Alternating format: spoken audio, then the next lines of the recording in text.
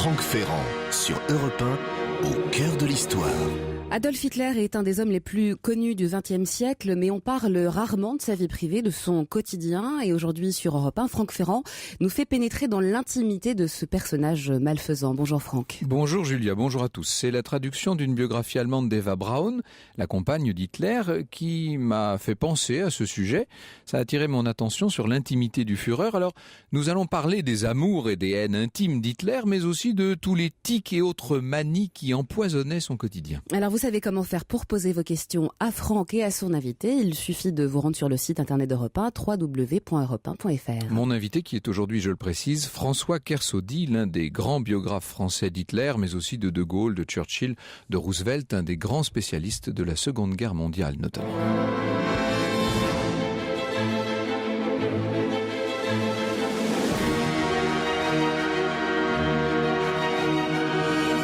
De 13h à 14h sur Europe 1, au cœur de l'histoire. Franck Ferrand.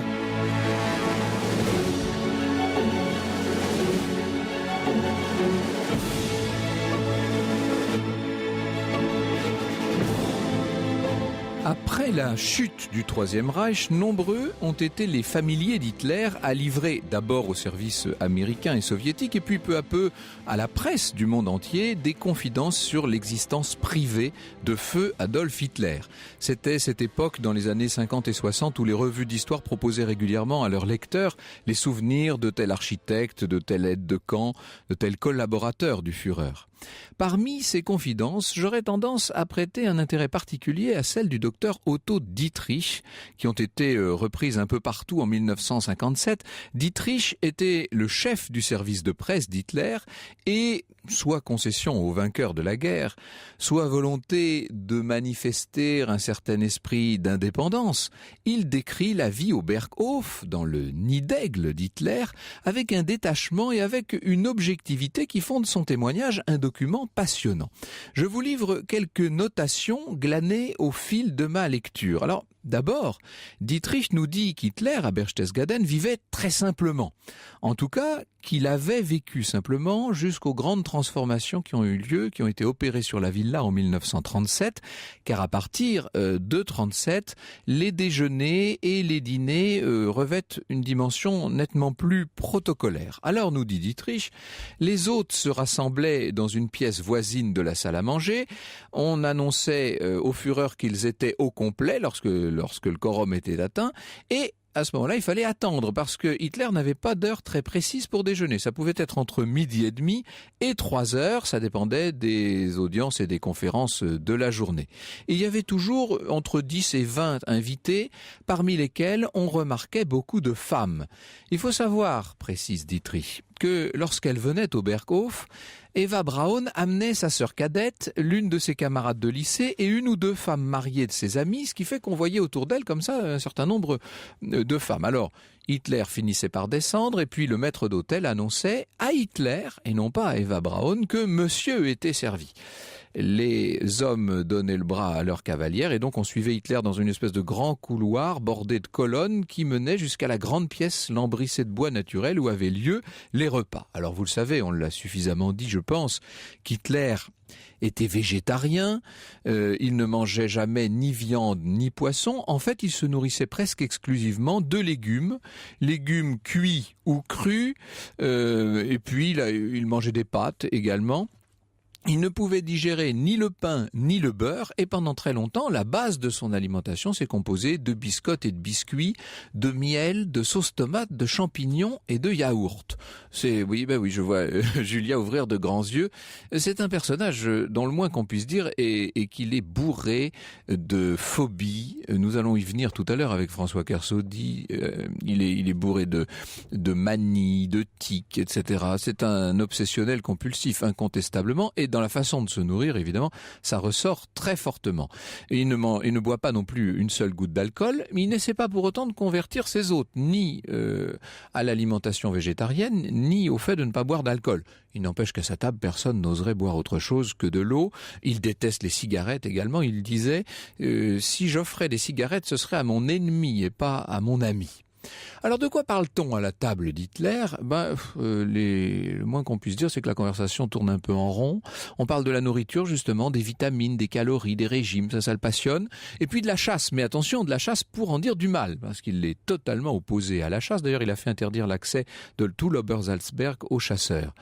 Et puis il parle de sa vie, de ses voyages. En gros, c'est lui qui parle et les autres écoutent. Oui, voilà. Alors il fait semblant, il s'efforce en tout cas d'avoir de l'humour, nous dit le docteur Dietrich. Seulement, c'était un humour très lourd. Ses blagues étaient toujours tirées par les cheveux, dit Dietrich, et ça créait un sentiment pénible parce que les gens faisaient semblant de rire, mais c'était pas toujours très drôle. Bon. Les repas, à la fin du repas, on se levait de table, ça durait donc pas très longtemps, et puis Hitler montait travailler un peu, et ensuite, on allait au fameux pavillon de thé, qui se trouvait à environ un quart d'heure de marche en montant par un petit sentier, et là, avait lieu une sorte de cérémonie quotidienne. Alors, que faisait-on dans ce pavillon de thé ? Mais pas grand-chose, et de nouveau, c'est Hitler qui animait globalement la conversation. On y restait quand même 1 heure ou 2, et puis les invités redescendaient tranquillement, en voiture, en attendant quoi ? En attendant un dîner qui parfois pouvait se faire attendre très longtemps. Au cœur de l'histoire revient dans un instant sur Europe 1. Franck Ferrand sur Europe 1. Au cœur de l'histoire. Avec un récit sur Europe 1 qui lève un coin du voile sur la vie privée d'Hitler, sur son quotidien, ses goûts et ses nombreux dégoûts, Franck. Il y a très nombreux dégoûts. Il était au Berghof à ce moment-là. Et là, la pièce centrale du Berghof, c'est le fameux grand hall auquel on accédait par un escalier en marbre rouge.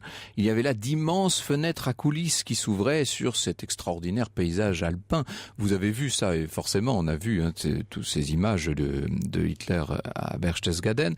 Alors, il travaillait là, d'ailleurs debout, devant une grande table qui était placée près d'une fenêtre, et il y avait à côté un énorme globe terrestre. C'était presque comme dans le film de Charlie Chaplin, Le Dictateur, vous savez.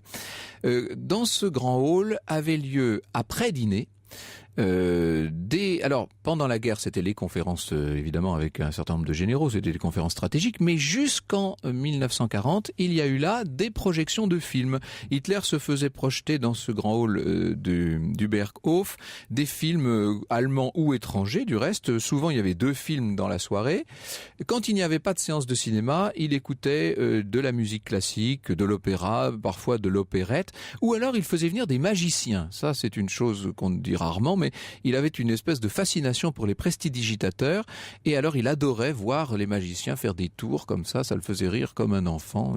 Bon, on est quand même en présence d'un personnage assez spécial, on va y revenir évidemment largement dans la deuxième partie de l'émission. Et puis, vers 11h30 ou minuit, eh bien tout le monde repassait au salon, et alors là, qu'est-ce qu'on faisait ? On attendait qu'Hitler aille se coucher, mais il arrivait que ce soit très très tard, à 4h, à 5h du matin, et vous imaginez les invités qui sont là, qui d'ailleurs meurent de froid parce qu'Hitler fait toujours maintenir la température à un degré très faible, 12-13 degrés, il fait vraiment un froid de canard dans ce Berghof, et les gens sont là et ils attendent le plus près possible de la cheminée qu'Hitler ait envie d'aller se coucher. Et ça, c'est, nous dit le docteur Dietrich, sur les témoignages duquel je m'appuie pour vous raconter ça, c'est la seule circonstance où j'ai vu le Führer se montrer particulièrement mal élevé, dit-il. Il ne se souciait pas du tout que ses invités soient fatigués, et les dames notamment bâillaient à s'en décrocher la mâchoire en attendant qu'il veuille bien lever le camp, ce qui avait lieu très tard, et comme lui-même se couchait très tard, il dormait, il faut dire, très mal et très peu, il arrivait qu'il se lève très tard aussi. Les journées étaient complètement déportées, si j'ose employer l'expression qui est très malvenue, les journées étaient très décalées vers le soir et vers la nuit en fait. Il vivait presque autant la nuit que le soir. D'ailleurs, ses voisins, bien avant qu'il ne soit chancelier du Reich, l'appelaient déjà le loup. Il avait quand même quelque chose comme ça d'assez noctambule. Alors, celle qui était censée mettre un peu de variété et de gaieté dans tout ça, c'était Eva Braun, bien entendu, qui était sa compagne. Cette compagne qu'il épousera quelques heures seulement avant leur suicide commun. Pour connaître mieux les relations entre Hitler et Eva Braun, eh bien, il faut aller scruter notamment ces fameux 33 cahiers qui constituent une mine d'informations, des cahiers que les services de renseignement de l'armée américaine ont saisis en Bavière dans des réduits secrets où Hitler avait un temps envisagé de se replier. Les cahiers d'Eva Braun, la compagne d'Hitler, sont des albums de photos essentiellement qui sont commentés. Il était facile à Eva Braun de se procurer toutes les photos possibles, soit par l'intermédiaire de son ancien patron, puisqu'elle avait rencontré Hitler à l'époque où il était tout nouveau chancelier, par l'entremise du photographe officiel Hoffmann, dont elle était l'employée, soit directement par les services de la propagande. Que nous disent ces cahiers, que nous racontent ces albums, c'est ce que nous allons voir dans un instant. Au cœur de l'histoire revient dans un instant sur Europe 1. Franck Ferrand sur Europe 1, au cœur de l'histoire. Nous sommes toujours sur Europe 1 dans l'intimité d'Adolf Hitler. Alors que nous révèlent les fameux albums de la compagne d'Hitler, Eva Braun? D'abord, Eva Braun déplore constamment le caractère insaisissable du chancelier. Ses fausses promesses, il passe son temps à lui dire, mais ça c'est le cas de beaucoup d'hommes politiques ou beaucoup d'hommes d'État. Il lui promet qu'il va venir la voir et en fait il annule toujours à la dernière minute. Elle regrette aussi la froideur avec laquelle il peut la traiter en public. Par exemple, en 1938, il y a une fête qui est donnée chez le photographe Hoffmann, qui donc était l'employeur de mademoiselle Braun. Et Hitler arrive en tant que chancelier et il la salue au milieu des autres sans rien manifester de personnel, ce qui va la plonger dans les affres. Et pourtant, écrit-elle, sous la photo qui montre ces froides salutations, et pourtant il me connaît bien. Le fait est qu'elle est alors sa maîtresse depuis 5 ans. Eva déplore par ailleurs la jalousie d'Hitler, jalousie notamment à l'égard du comte Schiano, vous savez, le gendre et ministre des Affaires étrangères de Mussolini, pour lequel Eva éprouve un peu plus que de l'admiration. Eh bien, lors d'une visite au Berghof du comte Schiano, Hitler donne l'ordre à Eva Braun de rester dans sa chambre, carrément.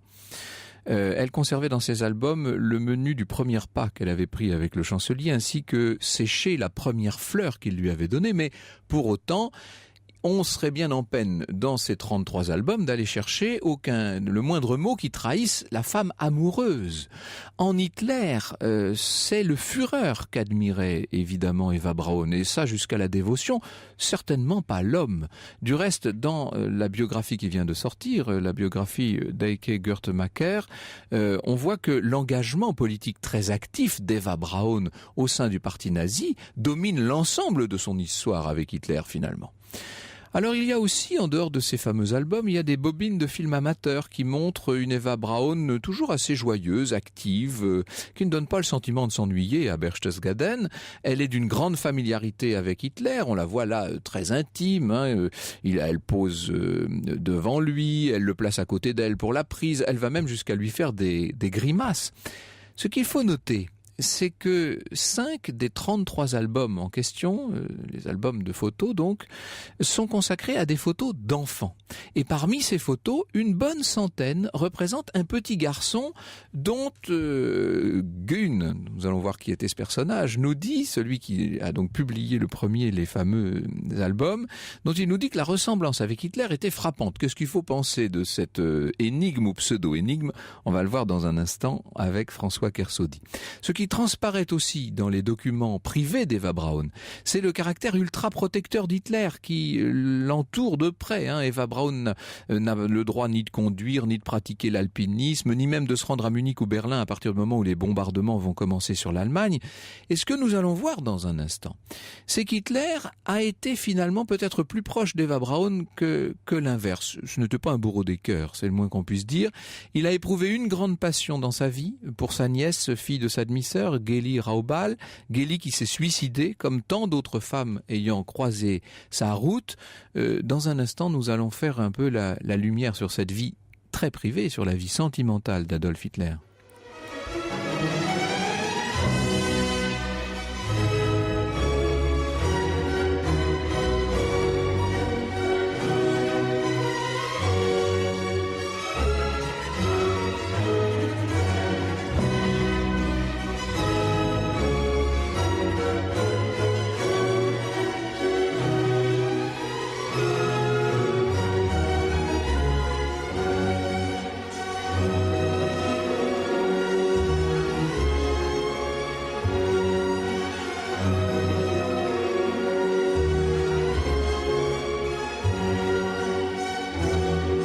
l'ouverture du Tannhäuser de Wagner sur Europe 1. J'allais dire que c'était assez indiqué puisque nous parlons d'Hitler et de sa vie privée aujourd'hui en compagnie de François Kersaudy. Bonjour François Kersaudy. Bonjour. Merci beaucoup d'être avec nous. Tout le monde vous connaît évidemment, vous êtes le grand spécialiste de cette période et aussi de ce personnage. Vous avez enseigné à Oxford et à la Sorbonne, bien entendu. Est-ce qu'on peut dire que Hitler avait une vie privée finalement, parce que ce que vous montrez dans votre propre ouvrage, dans la biographie que vous lui consacrez chez Perrin, c'est qu'à partir du moment où l'on entre dans les opérations militaires, avant même la guerre, la vie privée du Führer se confond avec sa vie publique. Oui, absolument. Le livre, effectivement, est consacré à Hitler en tant que chef de guerre. Forcément, il faut quand même un petit peu amener le personnage et montrer à qui on a affaire. Pour ce qui est de la vie privée, si vous permettez, je vais ouvrir par un scoop, parce que apparemment ça n'est même pas signalé dans la biographie qui vient de paraître. Hitler était impuissant. Donc toutes ça explique bien des choses. Ces histoires de maîtresse, c'est très bien. Il faut voir ce qu'on entend par maîtresse. Ce sont plutôt des amis, alors des compagnes, comment peut-on dire ? Ce sont des faire-valoir. Oui. Alors, il y a, dans l'entourage d'Hitler, on va parler femmes. Hein. Oui, bien sûr. Il y a trois catégories. Il y a les dames d'un certain âge qui ont des attentions maternelles pour Hitler. D'ailleurs, on les appelait les Hitler-Mutti, hein, voilà, les mamans Hitler. Hein, ce sont des dames qui l'ont pris sous leur protection, qui l'ont financé d'ailleurs. Hein, Winifred Wagner, par exemple, hein, Carola Hoffmann, Helen Bechstein, des pianos, etc. Et voilà, Elsa Bruckmann aussi. Et toutes ces dames, lui témoigne une espèce de vénération platonique, voilà. Et donc on ne les a pas appelés seulement, d'ailleurs, les mamans Hitler, la garde rapprochée, les gardes du corps d'Hitler, les avait appelés la brigade des bas avarices. Ça donne une idée. C'est pas très politiquement correct, mais bon, voilà. Donc ça, c'est le premier entourage très utile, hein, de ces admiratrices d'âge mûr. Le deuxième, ce sont les jeunes, en général d'assez jeunes filles, d'ailleurs, qui papillonnent dans son entourage et à qui, évidemment, on prête, qu'on appelle des maîtresses, et que Hitler tolère dans son entourage, mais évidemment, dont, y compris d'assez connus, d'ailleurs, comme Unity Mitford, hein, comme Leni Riefenstahl, comme la fille de son chauffeur, comme la fille d'un chanteur d'opéra qui s'appelait Gretel Slezak, etc. Il y en a des quantités, et celles-là auraient sans doute voulu être les maîtresses d'Hitler, pour des raisons qu'on vous expliquera. En fait, elles ne l'étaient pas. Bon, mais elles papillonnaient quand même autour. Et puis, il y a celles qui qui étaient vraiment dans son intimité. Alors la première, les deux que vous avez cités d'ailleurs, Geli Raubal, ça c'est une histoire triste, hein, mais c'est la fille de sa demi-sœur. C'est la seule dont on pense qu'il a pu avoir un sentiment humain pour elle. Hein. Tous ceux qui vous êtes pour le moins réservé, parce qu'on le présente souvent très passionné pour Geli Raubal. Oui, passionné. Oui, enfin passionné à la Hitler. Hein, il avait bien d'autres choses à faire, mais enfin, il avait des sentiments. On avait vraiment l'impression qu'il y avait quelque chose, et donc il était d'une jalousie maladive, et ça s'est mal terminé puisqu'elle s'est suicidée, avec d'ailleurs le revolver d'Hitler. Et donc après ça... Ça, c'est en 31. Alors, ça, c'est en 31. Et puis après ça, il y a Eva Braun. Alors, on dit après, c'est pas tout à fait juste, parce que Eva Braun l'a rencontrée en 29. Donc, il n'était pas encore chancelier, et elle était déjà un petit peu amoureuse, mais elle avait 17 ans. Donc, vous voyez, à 17 ans, bon, voilà. Nous revenons sur le cas d'Eva Braun dans un instant, François Kersaudy. Au cœur de l'histoire revient dans un instant sur Europe 1. Qu'à 14h sur Europe 1. Plongez au cœur de l'histoire avec Franck Ferrand. Oui, Serge Gainsbourg qui chante Eva M. Smoke Gets in Your Eyes, parce que Eva Braun, donc la compagne d'Hitler, avait une prédilection pour cette chanson dont je vous rappelle quelques mesures.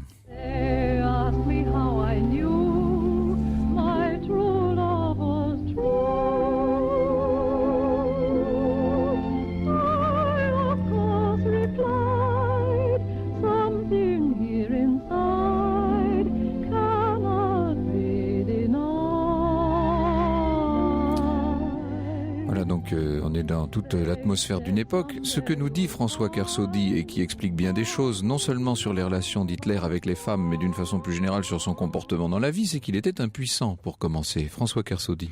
Oui, alors ce qui trompe, c'est que, comme disait un de ses compagnons, il faisait très bien les préliminaires. Il était extrêmement galant avec les dames. Les politesses autrichiennes. Politesses autrichiennes, les baise-mains, les fleurs, c'était sa grande spécialité, une grande galanterie. Et donc, on pensait que la suite allait correspondre. Or, ce que l'on... Alors là, on le sait, parce qu'il y a trop de témoignages. Ce qui se passe après, après, justement, il n'y a plus personne. Vous prenez le trésorier Schwartz, qui dit que c'est une relation platonique. Hoffmann dit la même chose. La secrétaire Christa Schröder dit la même chose. Les relations de mon chef avec les femmes étaient de nature purement platonique. Et puis, alors là où ça devient... Otto Dietrich parle d'une phobie de contact, qui est quand même intéressant, la phobie de contact. Mais il y a deux témoignages qui sont encore plus précis. Il y a le témoignage du couple Esser. Esser, c'est un vieux compagnon, c'était le rédacteur en chef du Völkischer Beobachter, c'était un homme qu'il a bien connu, et Eva Braun faisait des confidences à sa femme. Eva Braun était la marraine de sa fille, qui s'appelait Eva d'ailleurs, et Eva Braun a dit à la femme de Esser, als Mann habe ich von ihm nichts, c'est-à-dire en tant qu'homme, Hitler ne me donne rien. Donc ça, on peut pas être plus précis. L'autre source qui est quand même très intéressante, c'est un certain Ernst Hanstengel. Hanstengel, autre très vieux compagnon d'Hitler, c'était son responsable de la presse étrangère, moitié américain, moitié allemand, un curieux personnage d'ailleurs, mais qui connaissait très très bien Hitler.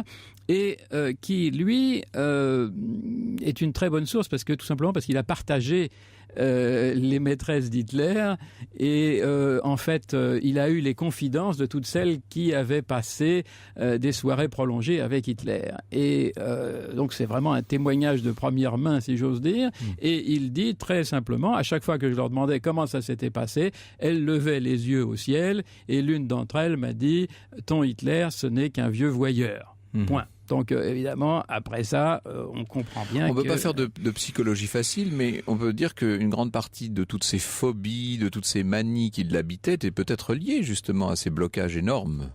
Alors oui, certainement. Enfin, moi, c'est très difficile. Aucun psychiatre n'a jamais approché Hitler. D'ailleurs, il n'est pas certain qu'il aurait survécu.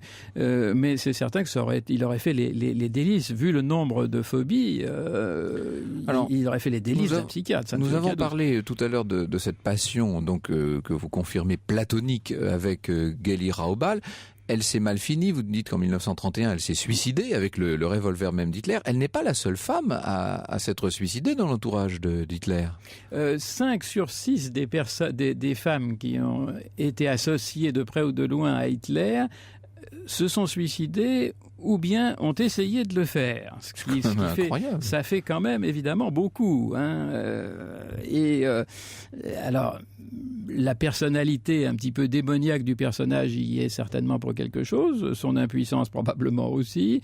Certainement, en tout cas, cette espèce d'ambiance qui faisait régner autour de lui, qui était extrêmement malsaine, pouvait aussi pousser à ce genre de choses. Il y a un grand nombre de témoignages de gens qui l'ont bien connu, même avant la guerre, comme Rauschning, qui disait qu'en présence d'Hitler, il se sentait comme sous une emprise et qu'ils avaient beaucoup de mal à s'en débarrasser par la suite. Alors, du côté des femmes, Eva Braun, par exemple, était une femme sous influence. Oui, mais en même temps, on a presque l'impression qu'elle vit une vie quasiment normale. Quand on voit les films ou quand on feuillette justement ces fameux albums de photos, on a l'impression que c'est l'épouse d'un haut dignitaire, comme il y en a tellement, et qu'elle a même sa vie à elle, assez indépendante, toujours assez joyeuse. Elle met en scène, c'est quelqu'un qui met en scène, elle a des dons pour la photographie de toute évidence, elle a travaillé pour un photographe, et elle filme la vie qu'elle voudrait mener, qu'elle aimerait mener,